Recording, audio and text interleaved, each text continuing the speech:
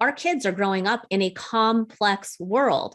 They are growing up surrounded by all of these complex ideas. So it's not really up to you if you feel like dealing with it. It's about what our kids need from us in order to develop this strong, confident faith today.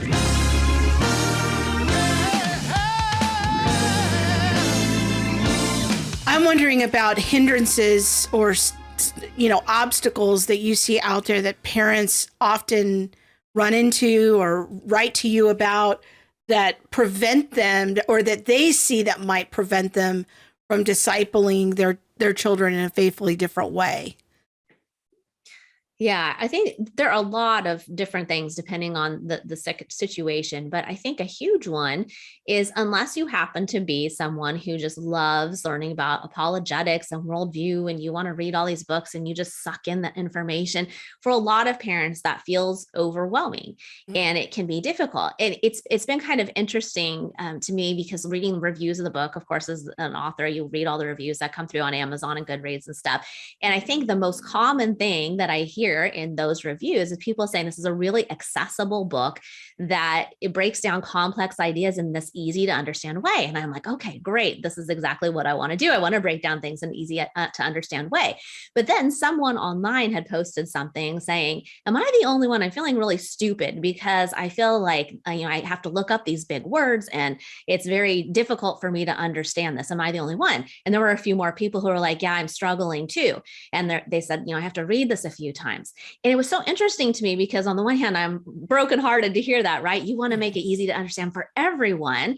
But I think too, that so much of it depends on whether or not you've had any exposure to these kinds of concepts before. And the reality is that a lot of Christians are never hearing about these kinds of things, about what is a worldview and why does it matter? And what does it mean to make a case for your faith? And what about all this evidence stuff? Like, isn't it just a matter of personal belief?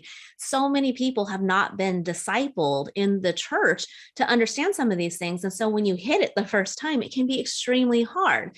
And so I think that this is where a lot of parents get hung up, because there are two paths you can go on from that point. One, you can decide, well, this is too difficult. This is too much stuff. I'm out, right? Or two, you could see the responses to this person who had posted that from people who said, it was really hard when I started learning about these kinds of subjects too, but I kept putting in the effort. I kept putting in the work because I knew it was so important. And now I'm understanding and now I'm tracking.